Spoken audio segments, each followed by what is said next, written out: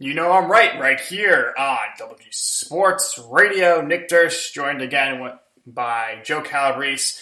And Joe, it's finally here. Wrestlemania this weekend. And it's not exactly what we thought it was going to be. But nonetheless, the show must go on. Thank you, Vince, for trying to entertain us this weekend. And there are rumors out there now that after WrestleMania, they might take some sort of hiatus. So we'll see about that. But Joe, we're going to go through all the matches here. We'll give our predictions. But what is the either match or segment you're most looking forward to this weekend on the two-night WrestleMania live on the WWE Network? That's an interesting question to lead off with. I wasn't prepared for that.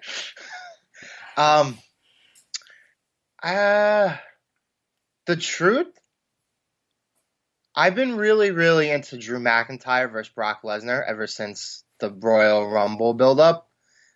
So on the Raws that they had an audience with before this whole pandemic started and that they filmed at the Performance Center, I really, really were into the segments that they were doing.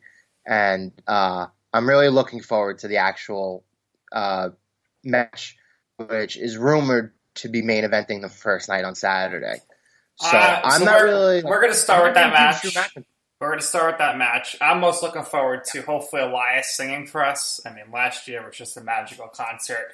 And he's going to have a match, of course. But this match, you have the odds. I'm sure Drew McIntyre is heavily favored. But how do you see this one shaking out?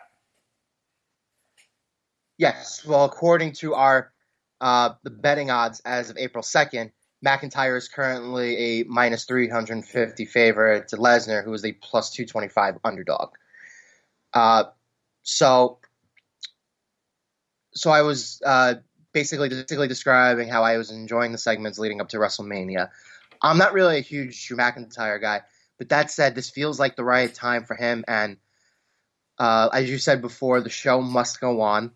I feel like they were going to have a big problem trying to extend these storylines out into the summer, right? So I expect a very hard-hitting match. I expect the opposite of the match that we got last year at WrestleMania with Seth Rollins, which was Lesnar attacking Rollins before the bell, bringing him in the ring after a couple of minutes, and then getting temporarily distracted by the ref going down, and then Rollins hitting him with the low blows and then the curb stomps, right? So I expect this to actually be more of an actual wrestling match. I think it's going to be a hard-hitting match. I think it's going to be one of the better matches on the card. I don't think it's going to go too long. I think it'll be 10 to 15 minutes, but it's going to be very hard-hitting. And when Brock Lesnar is motivated, he is still one of the best in the business at putting on a great match. So I think style-wise, it's going to be different because Lesnar usually likes working with the smaller guys like Rollins, like AJ Styles, like Daniel Bryan, like Finn Balor. Right. His last match versus Rey Mysterio was highly entertaining. It was highly entertaining. He works great with smaller guys. But that said, I hear the rumor is that Lesnar loves McIntyre backstage, wants to put him over. So I think it's going to be a tremendous main event. I'm really excited for it. And this is coming from a guy who doesn't even love Drew McIntyre. But I just think you're it's going the right with McIntyre to win. I think. Yes. How many Claymore kicks does Lesnar kick out of? He'll kick out of one, I think. One. Okay. He'll take two to beat it. I think the finish of the match is going to come down to McIntyre going for a Claymore kick. Lesnar catches him, and then he hits him with the F5, and Lesnar walks out champ. Still, your WWE champion. Now, the reason I say this is he just lost WrestleMania last year. But also, if they're actually going to go on a hiatus, right, Joe? I think it's best if Lesnar holds the belt because if he's in a hiatus with the company, it doesn't really matter because we're used to seeing Lesnar not on the show. You don't have to worry about continuing a championship storylines and figuring out, how are we going to book the WWE Championship? You just say, well, Lesnar's going to come back when he feels like it. And also, apparently, we were supposed to have another brand shakeup in the next few weeks, but we'll see if that's put on pause. And I think that'll likely be put on pause. Right. I could see that happening after SummerSlam, if SummerSlam happens, of course.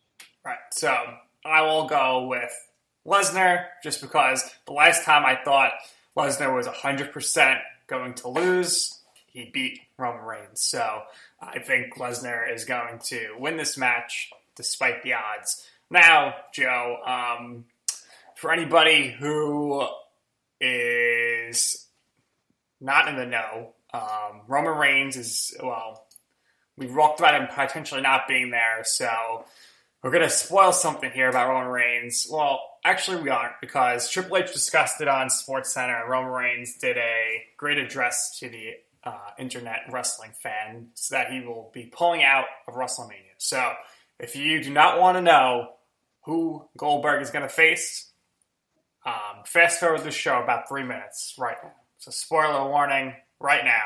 Fast forward to like the 9-minute mark. So Joe, we have a new Universal title match, and me and you were talking when this Reigns news was coming out, and the guy I suggested he should face it looks like that's who he's going to face. So why don't you tell us about this match? So as of right now, and again, this is a spoiler, so fast forward if you do not want to hear it. This is your last opportunity. Goldberg's replacement in the Universal Championship match, instead of Roman Reigns, will be Braun Strowman. Now, this was probably something easy to put together. Braun was not doing anything, was not really involved, and after he lost his Intercontinental title to Sami Zayn last month. So this was an easy fix. Goldberg needed an opponent. Goldberg needed a credible opponent. Goldberg needed an opponent on short notice that the fans could buy into, that could easily work as a replacement for Roman Reigns. So they're making the best of a bad situation here. I wish nothing but Roman Reigns the best. I hope he's back by the summer and this all blows over.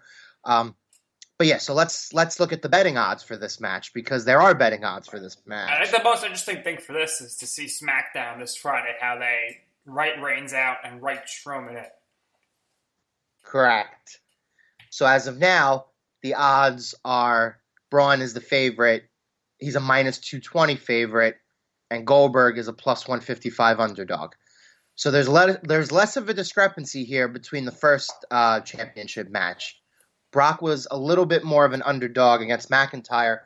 Strowman is less of a favorite, right? So that's interesting. So you can work that same logic that you worked with Lesnar with Goldberg if they choose to do that. So, I mean, I think they still want to do Goldberg versus Reigns at some point, but I think what they'll do here is we'll have Braun. Braun's probably going to win.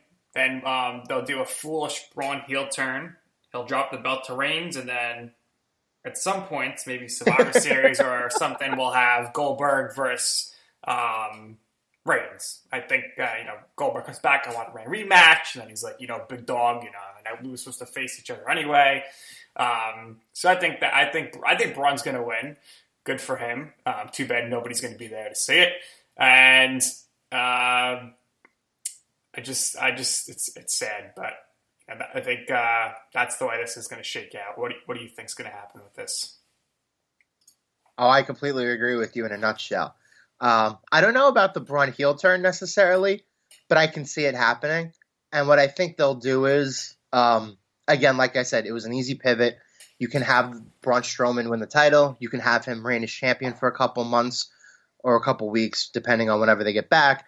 And that's your SummerSlam match. Right. Roman Reigns versus Braun Strowman. You could also, if they do a brand shift, you could send Reigns to Raw, let him be WWE champion, and then he could take on Goldberg as well. So that's the 9-minute mark. If you're tuning back in here, you totally avoid spoilers for the Universal Championship match. Now let's move on to the match that I think makes no sense since they announced it. Shouldn't be on the card.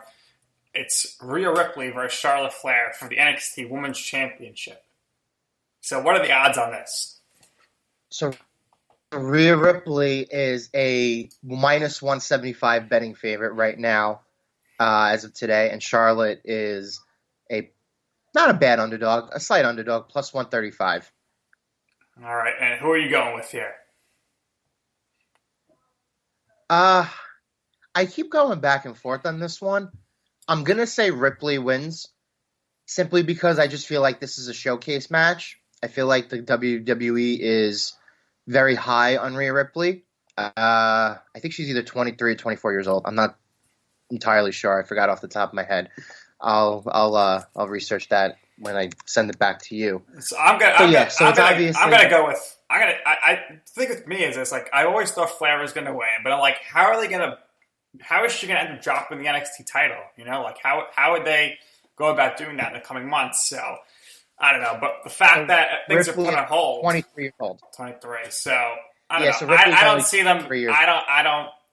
I guess they're really high on Ripley. I don't really see why, but you know what? I'm gonna say that Charlotte wins this match, and the reason why is because if you look at WrestleManias, usually in the championship matches, only one heel wins in the singles matches. So, I guess you see the rest of my predictions, but I'm gonna say Charlotte wins.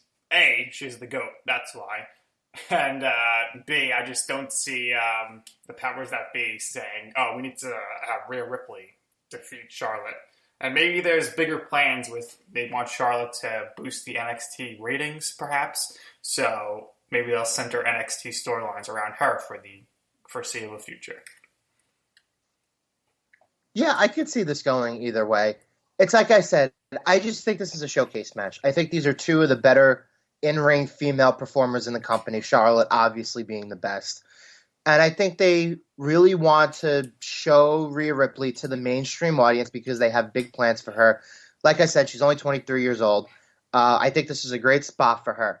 That being said, I do agree with you in the sense that even if Ripley loses, I don't know if that's necessarily the worst thing. Because again, within either next year or 2 years from now or 3 years from now, you could always revisit this match at WrestleMania. You know what I mean? Especially if the match is good and the feedback that you get on it from social media is good. I'm going to go with Rhea Ripley. I don't feel confident about that pick because I kind of agree with what you said.